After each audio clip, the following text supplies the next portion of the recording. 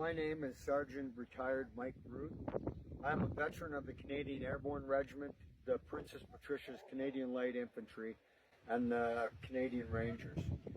I have proudly served our country on tours within Afghanistan, Somalia, and Bosnia. Today I now serve to honor the legacy of my fallen brothers in arms and the rights and freedoms of all Canadians in yet another tour of duty called the Rude Awakening Tour. I am privileged to have many fellow Canadians just like you fighting for our future and our true north strong and free. I was poisoned by the Canadian military, as were many other of our soldiers and non-combat members of our military. During my deployments, I myself and thousands of other soldiers were issued and forced to take an anti-malarial drug called mefloquine.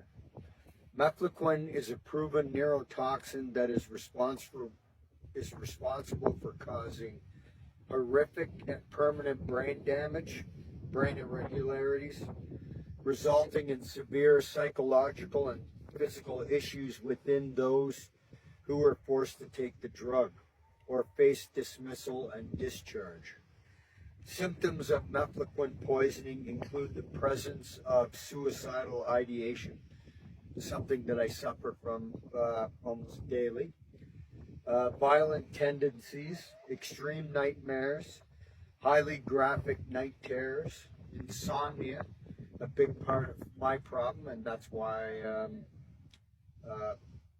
anyways, insomnia is very hard for me. Depression, anxiety, GERDs, and more. With and without the effects of combat-related PTSD, mefloquine has caused life to be a living hell for people like myself. The trend in veteran-related suicides has risen sharply within those who were exposed to this drug. It is not an exaggeration to state that with respect to our recent military, mefloquine has caused the deaths of more veterans by suicide than by combat or hostile enemies. I now ask each and every one of you to join me in the Rude Awakening and to deploy in a very important reconnaissance mission to preserve our eroding freedoms and the health of Canadians. There is a very good reason that a great number of our military members do not trust untried or untrialed experimental pharmaceuticals more so than even those within the civilian population. Just watch W5's Guinea Pig Soldiers, which I was a part of. Despite pharmaceutical companies, government health agencies, and family doctors proclaiming many drugs to be safe and effective, they are not. And that's the way mefloquine was. Please recall that these same once trusted authorities also deemed thalidomide, Vioxx, and hundreds of other approved yet very harmful drugs to be safe and effective.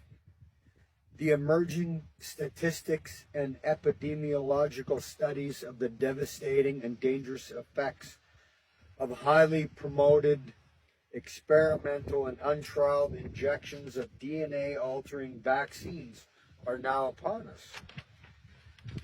Millions of Canadians were forcefully coerced into becoming trusting lab rats and guinea pigs by political figures, by media members who were simply not qualified to do so.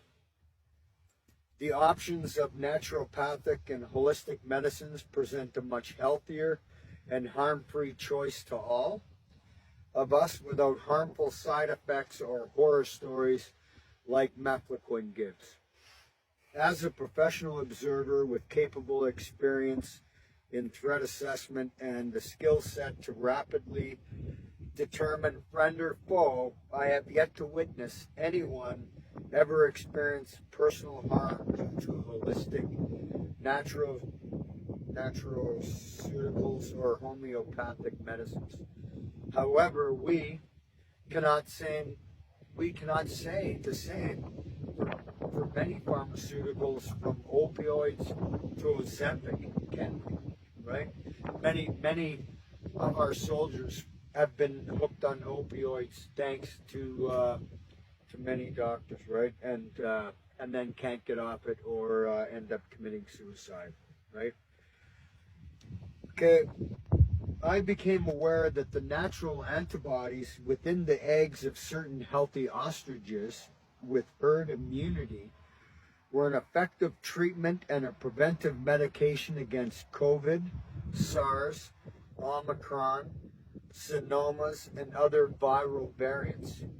I was most impressed and I'm most optimistic for our future as I came to learn that these same antibodies found within healthy ostriches were also a risk-free anti-malarial option. I became emotionally overwhelmed as to why our government has not opted to pursue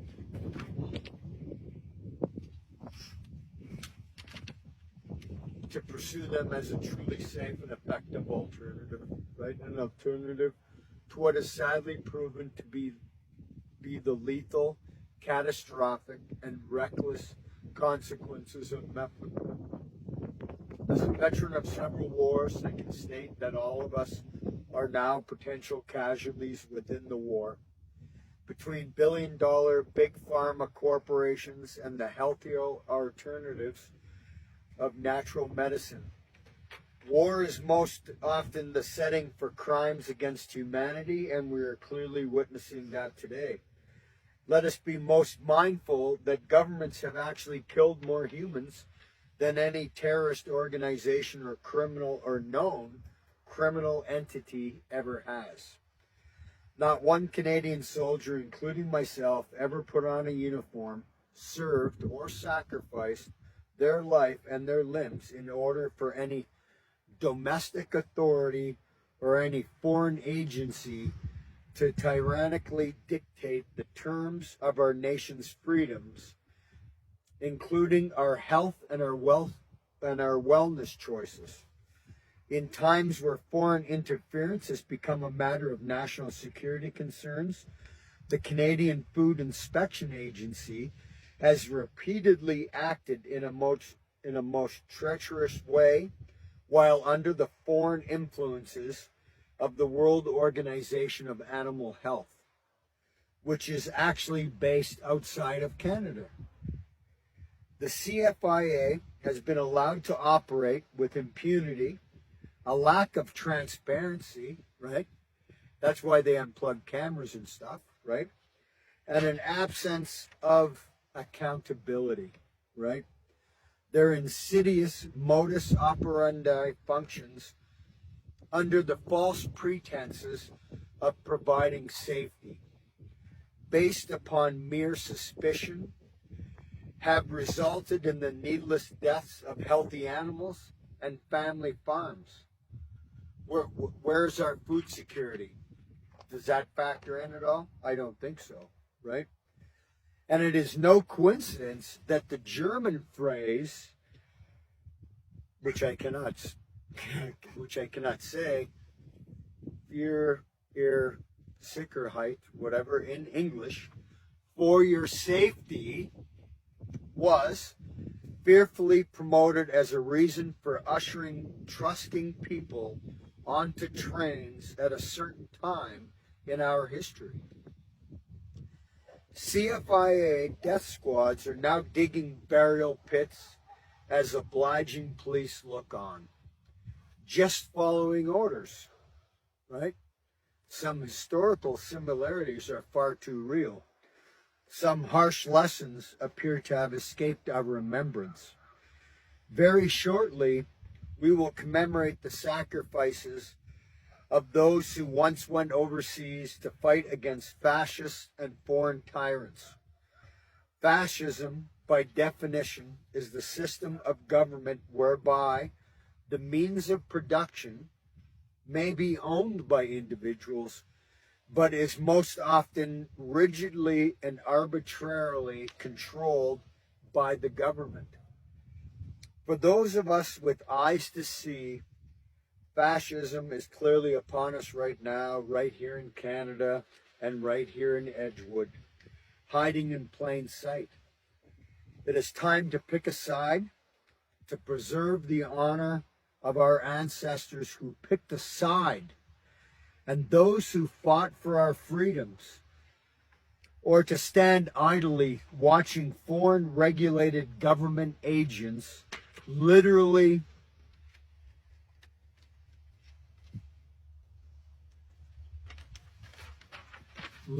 breaking the laws of our criminal code as they attempt to steal our hard-fought freedoms and our future to the benefit of others, right?